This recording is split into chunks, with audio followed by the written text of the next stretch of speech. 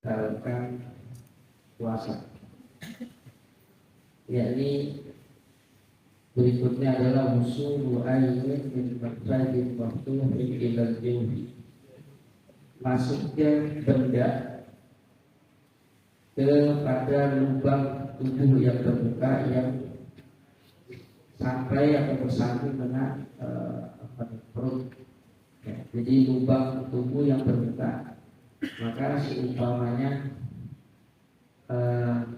orang memasukkan sesuatu, katakan kemarin kita bahas seorang istri ya, memasukkan sesuatu ke dalam tubuhnya, yakni melalui kemaluannya, nah itu lubang kemaluannya, maka sekalipun dimasuk sedikit maka dia batal puasanya. Itu batal puasanya. Karena apa? Karena itu dekat kepada perut. Begitu juga dubur. Ketika orang maunya istinja, ya, istinja atau cebok gitu, masuk ya sebagian daripada jarinya, batal. Ya, kalau sampai masuk ke dalam lubang tersebut. Atau benda-benda lain masuk ke hidung, ke mulut, ya, sebagai ke telinga, karena ini termasuk lubang maka batal puasanya gitu. Itu benda ya, yang jelas, yang kelihatan. Kalau seandainya udara, bagaimana udara? Katakan angin gitu ya, kehirup sama tidak, nggak batal, karena dia bukan, nggak kelihatan tuh bendanya. Ya, makanya rokok itu nggak membatalkan puasa rokok. Ya, rokok nggak membatalkan puasa selama nggak dibakar, nggak dihisap. Nah iya, nah, rokok nggak batalin. Jadi kalau udah dibakar, dihisap lain lagi ceritanya tuh. Batal. Yang rokok udah waduh aman kalau gitu. Jadi maksudnya kalau masuk sesuatu karena ada zatnya, ada zatnya rokok masuk ke ke mulut maka batal, ya, batal ya, membatalkan puasa orang. Nah kemudian seandainya terjadi masuk nggak secara nggak sengaja, nah ini dilihat konteksnya dulu.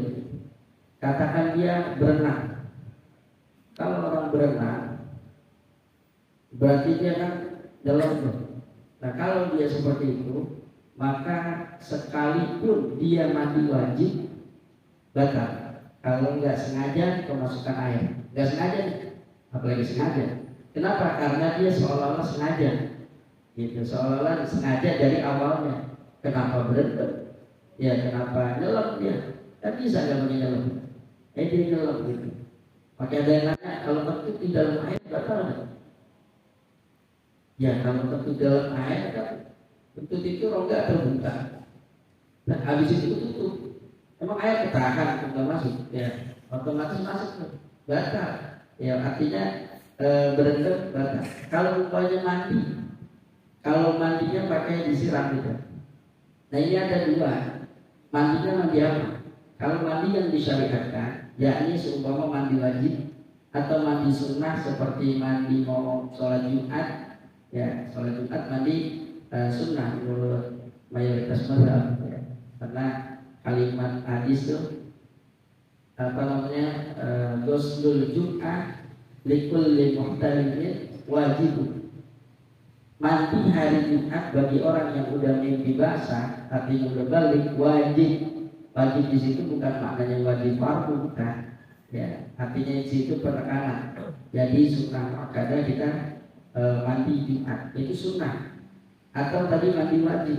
Maka kalau dengan cara kita mandi disiram, kita udah jaga nih agar nggak kemasukan air. Tiba-tiba kemasukan air ke telinga, maka itu tidak membatalkan. Gitu. Kalau kita udah menjaga diri kita dari kemasukan air, tiba-tiba masuk juga ke air.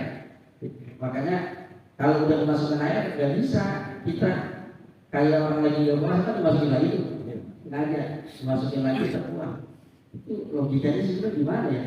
Air udah masuk, dimasukin lagi, ya, tetapi malah disusul lagi, ya.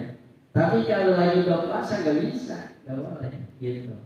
Atau dia lagi mandi sunnah, mandi hari Jumat, sama seperti tadi mandi wajib. Kalau dia mandi biasa gimana? Sekedar untuk bersih-bersih atau biar seger badan. Maka kalau dia udah hati-hati nih disiram, udah hati-hati, masuk juga nggak sengaja, hukumnya tetap batal. Hukumnya tetap batal. Lah kok bisa batal? Iya, kan dia mandi bukan mandi yang disyariatkan. Entar bisa habis maghrib atau mandinya bisa sebelum subuh gitu. Jadi bahasanya gitu, hati-hati nih. Kadang orang, kan aku udah sengaja, berarti nggak batal. Batal. Ya, tergantung konteksnya. Nggak sengajanya kalau dalam bab mandi wajib atau mandi yang disyariatkan, mandi sunnah, maka dia nggak batal. Tapi kalau mandi yang kayak biasa kita, sekedar buat bersih-bersih, buat ngilangin keringat ya, atau biar adem, nah yang kayak gitu, sekalipun nggak sengaja, tetap dia membatalkan, ya membatalkan puasanya. Terus kalau seandainya sesuatu yang ada di dalam mulut kita, air liur, selama air liur tidak lewatin kali bacok, lewatin bibir, kalau udah lewat sini ditarik lagi, batal. Kalau masih dia di dalam, nggak apa-apa, ketelan. Tapi syaratnya air liurnya murni. Kalau kecampur sirup membatal. Ya. Jadi kalau masih murni nggak batal. Kalau dia wudhu bagaimana? Wudhu. Seandainya dia wudhu nih, dia tidak berlebihan umurnya, biasa aja, dia buang. Nah kalau seandainya ketelan nggak batal. Tapi kalau dia berlebihan apa gitu ya, atau disedot, dihirup, itu berlebihan, maka batal kalau itu masuk gitu. Kalau seandainya dia bukan wudhu, emang lagi kumur-kumur aja, sering banget ya kumur dua, bukan wudhu, seandainya kumurnya biasa saja, tidak berlebihan, tapi masuk ketelan, batal. Kenapa? Karena dia nggak perlu semua kumur-kumur, karena bukan pada babnya gitu. Akan bibir kering atau mulut agak bau, justru mulutnya, bau mulutnya orang yang puasa itu seperti wangi misik. Ya, menurut Allah, bukan menurut kita. Kita masih bau gitu. Makanya jangan sengaja-sengaja bukan. Bau misik ini misik. Gak bisa ya, bukan babnya. Itu menurut Allah gitu. Jadi buat kita tetap artinya di situ kita makruh ya, menurut mayoritas ulama makruh menggunakan siwak saat sudah matahari tergelincir, artinya udah masuk waktu zuhur, udah jangan pakai siwak lagi atau jangan sikat gigi gitu, udah biarin apa adanya gitu. Nah kumur juga nggak perlu, kalau dia wudhu sekedar aja dia kumur, jangan berlebihan. Kalau berlebihan ketelan batal dia gitu. Kalau air liur tadi ya, air liur selama di dalam mulut nggak batal. Tapi kalau reak, dahak ini batal. Kalau sudah di makhorijul huruf, di pangkal lidah tuh udah agak keluar kerongkongan, itu ada reak di situ atau dahak, maka keluarkan. Seandainya lagi sholat bagaimana? Lagi sholat, karena lagi sholat, terus dia lagi puasa nih, terus reak ada di sini, bagaimana? Maka biarkan, tetap dia keluarkan reaknya, sekalipun dia harus batal sholatnya.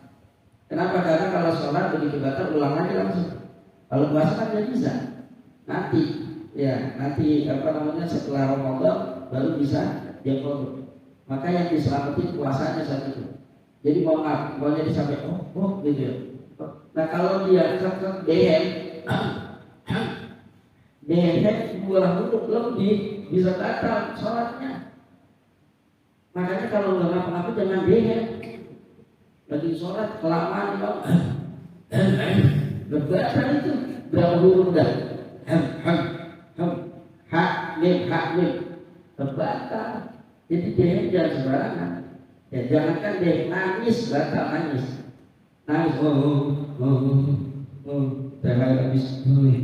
batal. Ya dia ada gerung-gerungan yang berhuruf tuh batal sholatnya. Maka orang yang dehem juga batal.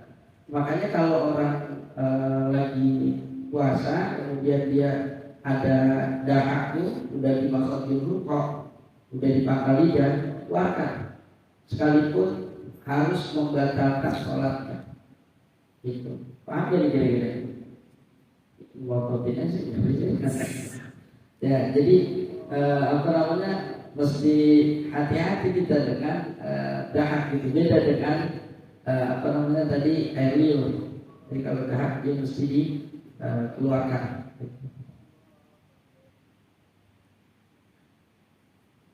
Nah kemudian orang juga bisa membatalkan jika dia istimna.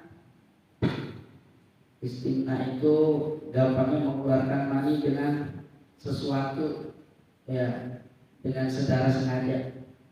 Kalau dia pakai tangannya, ya, pakai tangannya, bahasa itu sih, bahasa umumnya gitu. Jadi mengeluarkan sperma dengan tangannya, ya, itu namanya istimna. Istimna itu membatalkan. Kan ada yang bilang istimna kalau batal, berapa itu membatalkan karena dia seolah-olah bersuhu dengan tangannya. Kalau mengeluarkan sperma dengan seperti itu juga bisa membatalkan puasanya. Kalau dia keluar air mani lagi tidur, kalau tidur kan nggak sengaja tuh, tidur atau tahu saking enaknya dia mimpi basah, bangun udah ya di celananya udah kayak peta udah. Nah makanya kayak gitu bagaimana? Itu nggak batalin. Cuma kalau dia tidur di masjid, buru-buru keluar mandi, ya nanti dia mau sholat dia mandi. Itu kenapa? Karena nggak boleh dia dalam keadaan junub berada di dalam masjid. Itu kalau tidur sebentar sih biasanya enggak, ya lagi mengelentur biasanya tidur kebangetan antem atau kebangetan pengen sama istri, malamnya cuma kagak dilayani, bisa kepikiran itu, ya. Maka intinya kalau keluarnya nggak sengaja nggak batal, tapi kalau disengaja istimna itu mengeluarkan dengan cara sengaja, itu bisa membatalkan. Kemudian satu lagi dan walqai muntah dengan sengaja. Ya kalau muntah nggak sengaja nggak batal, tetapi ketika masih ada rasa tuh kan suka muntah, ada kayak hawa-hawa panas atau apa gitu ya, ada rasa, maka itu kumur kemudian keluarkan. Gitu. Tapi kalau memang benar-benar khawatir nyakit di sini dalam bab ini, boleh dia umurnya sampai gorgoro itu gitu, dangak sambil airnya gitu ya. Nah, seandainya masuk ke telan gimana? Dimaafin, karena dia menghilangkan najis dan maka menghilangkan najis yang ada di mulutnya. Karena najis hukumnya muntah, gitu. Kecuali gumuhnya anak kecil, anak bayi, itu dimaaf najisnya, gitu. Jadi muntahan, kalau dia muntah nggak sengaja nggak batal, tetapi bersihkan mulutnya. Kalau disengaja, saya masak lupa makan itu dikeluarin sengaja gitu, jarinya kemudian masukin, akhirnya dia muntah, justru sengaja, maka batal puasanya, gitu. Nah, baik, saya kira cukup sampai di sini. Ya, kita bisa istirahat sejenak. Mudah-mudahan manfaat buat kita bersama. Wallahu a'lam bishawab.